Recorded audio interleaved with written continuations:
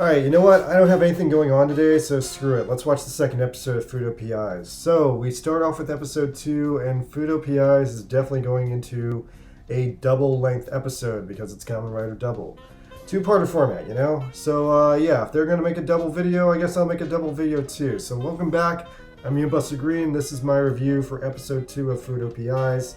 But it's really more like episode 1, part 2. Once again, massive spoilers ahead because I'm basically going to be watching the whole episode and like telling you guys what I see.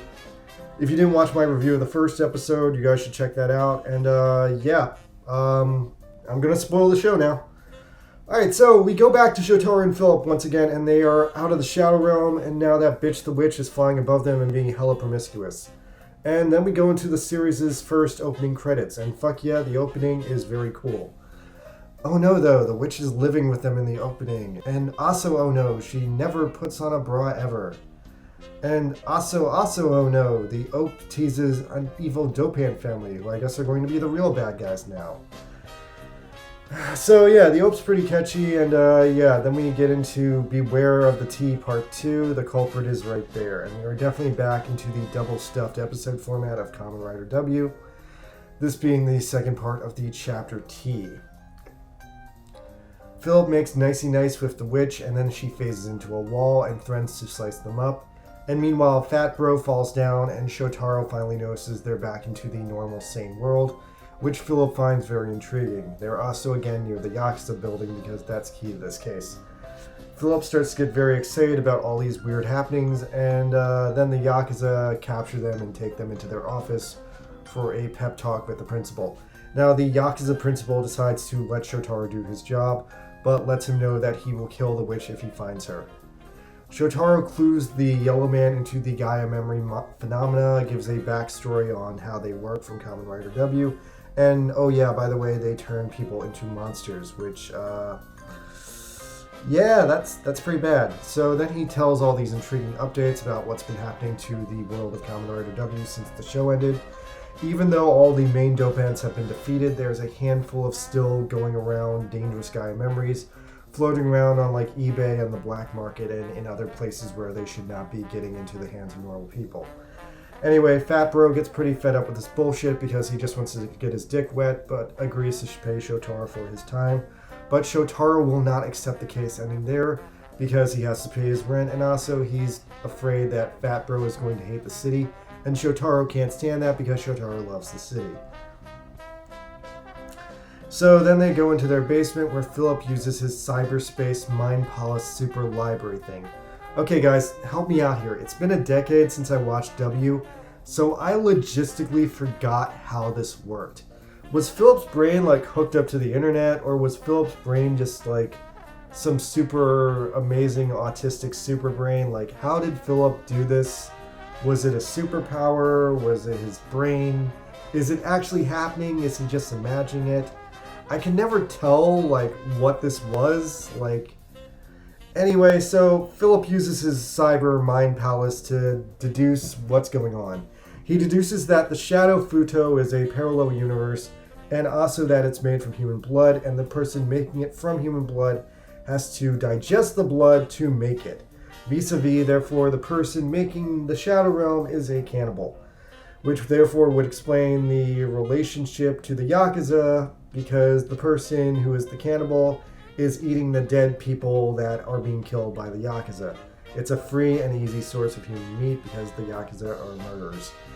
So the camera then cuts to a Gaia memory monster running around eating the dead people that the Yakuza threw out. So the monster is definitely the cannibal, but the big question now is this monster Tokumi? So let's find out. The police show up to ID the leftovers that the monster has digested, and Shotaro shows up afterwards to follow up on the crime scene. So the guy who was eaten was some fine young salaryman of random passerby stance, and Philip is sure that Tokumi is the dopant and that her Gaia memory has the power to turn her into a cannibal. I love that since the show was made in 2009, everyone is still using flip phones. So does that mean this anime logistically takes place in 2009 too, or maybe a little bit afterwards in 2010? Anyway, so Shotaro's underage friend or relative Akira shows up. I don't remember Akira, but Shotaro buys him an ice cream soda. He also has a hella cute girlfriend, and Shotaro is hella impressed by how cute she is. She gives Shotaro a notebook full of high school rumors, and he finds a single clue there. The single clue he finds is that every once in a while, the witch calls out a tree and scares some teenagers. So Shotaro goes to look at that tree and snoop around. Meanwhile, the fat bro is going insane because he's so fucking horny for Tokimi, and oh no, is the fat bro going to be the dope hand? That would be a twist, because the fat bro isn't in the OP and Tokimi is in the OP, so that means Tokimi needs to survive, but the fat bro does not. Okay, actually I'm wrong, because then the road dope hand shows up right after that. So the road dope hand is a typical Toku villain, looks a little bit more animalistic because we're in an anime, but it's still hypothetically feasible that it could be a man in a plastic suit, and it's got another one of those huge laser razor blades that were in the Shadow Realm. So I guess he was the one making them there. Anyway, it explodes into a big hole in the ground, and Shotaro somehow dodges it with intense power. I guess the intense power was somehow Philip saving him remotely with the Cyclone Wind Blast. Meanwhile, Tokime is flying all over them and revealing herself not to be the dope hand either, because she's there too, and then she walks into another dimension after saying some cryptic shit. Shotaro drives back to his secret base underneath the train station, and you get a very helpful GPS map clarifying that exactly where the base is and relative to the train station, it's actually a few blocks to the right of the train station. Now, Philip is going whiteboard crazy and points out that Shotaro isn't a detective, he's half a detective, and he needs Philip's help. Philip also finally figures out that Shotaro is messing up this case because he is simping for Tokime, and therefore he's not thinking straight, which is bad. Now, Shotaro can admit Philip is right, and so he retires from Kamen Rider W. Drama! Now, Tokime bathes naked in the fountain once again, and you can see so much detail. The animators are really barely holding back how horny they are for this girl. Shotaro sees her naked again and gets Fat Guy's big bag back, and meanwhile, Tokime gets dressed again, and now she's wearing clothes again. So Shotaro tries to make sense of the situation because Tokime does not seem to be a bad guy. She does not seem to be a dope hand. She just seems to be a random cryptic woman with superpowers who's homeless and weird, and the whole thing's confusing. So Tokime starts flirting with Shotaro for the first time and shows him the Gaia memory in her panties, which she seems to be using indirectly, possibly because she doesn't know how Gaia memories work. And also she reveals that she's actually just a poor, hungry, homeless girl with amnesia. So, my god, the hardboiled detective tropes are like all over the place right now. Now, my best guess to what's going on is either A, Tokime has superpowers for another reason, or B, Tokime is somehow sapping the powers from the Gaia memory indirectly by keeping it next to her panties but not injecting it into her bloodstream.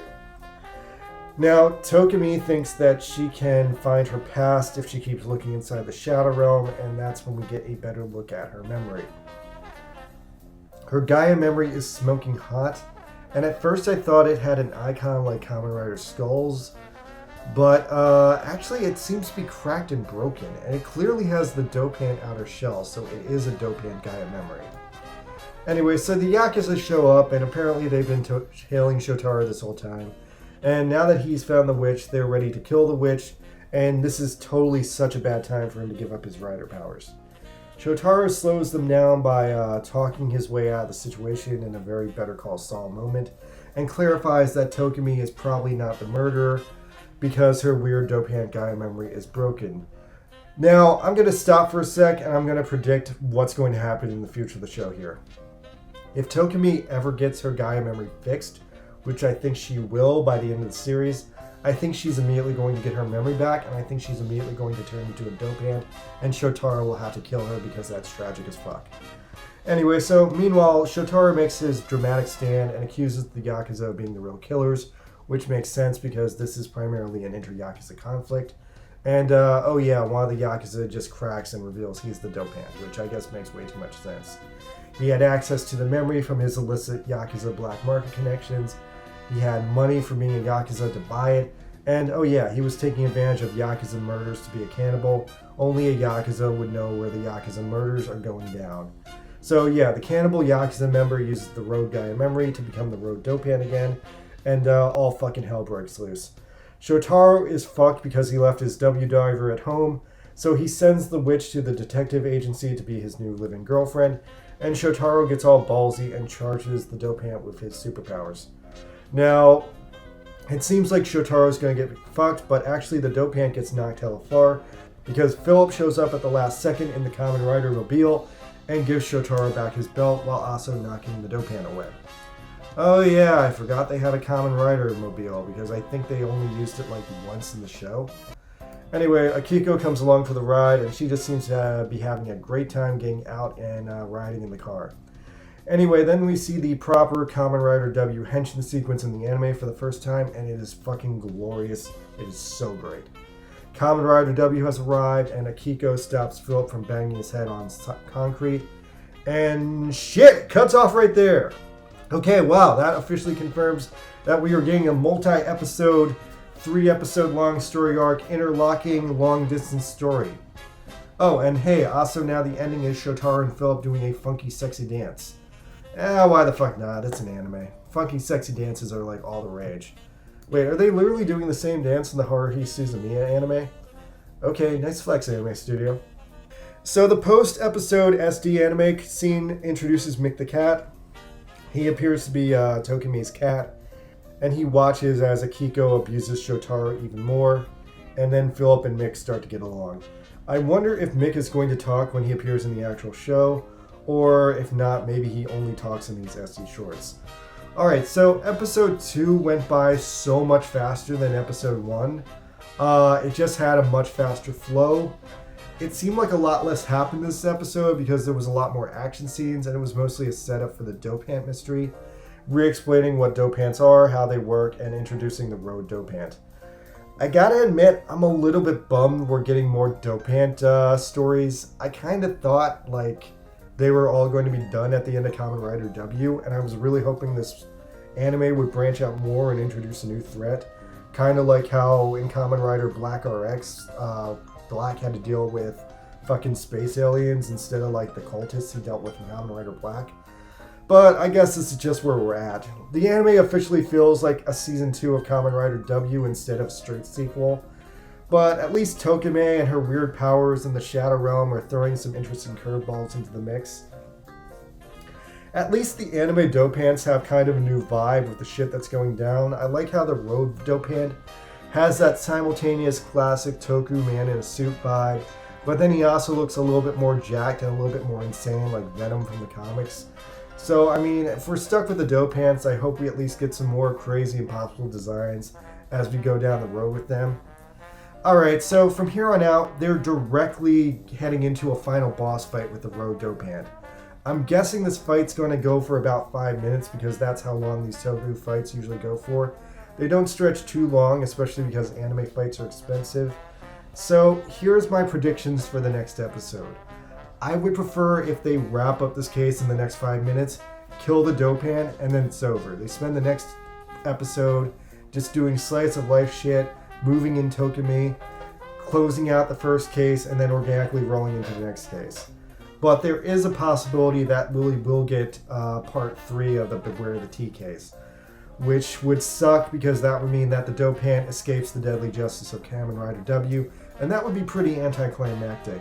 In that case, I guess they would have to have a second fight with him to finish him off, hopefully at the end of the same episode, but for all we know, this could go on for like an indefinite amount of time. Anyway, so that's my overall observations for this episode. It wasn't as non-stop horny as the first episode, where the first episode had like, I want to say 6 minutes of like Tokime bouncing her nipples around. In this episode, there was just the one scene where Tokime almost showed Shotaro her areolas. But aside from that, it felt like standard Kamen Rider W comedy and violence and a normal Kamen Rider W episode for the most part. I will say that the violence and the gore was upped a little bit here with the cannibalism subplot. Amused they fully went into a cannibalism subplot. I don't think I've really seen an anime go full into a cannibalism subplot in quite a while. Alright, I was Moonbuster Green, and I guess I might review this whole series, or I might not. Let me know if you want me to. I'm definitely going to watch this whole series because I'm officially hooked. Leave a comment if you care. It helps me with the YouTube algorithm. And right now I need 120 new subscribers to get monetized. And I really, really want that, guys. I've been pushing this channel hard for 3 years now, and I'm still not monetized, but I'm like right on the cusp. I'm so close. If you guys can help me out, and that would mean a lot to me. All right, thank you guys. Good night.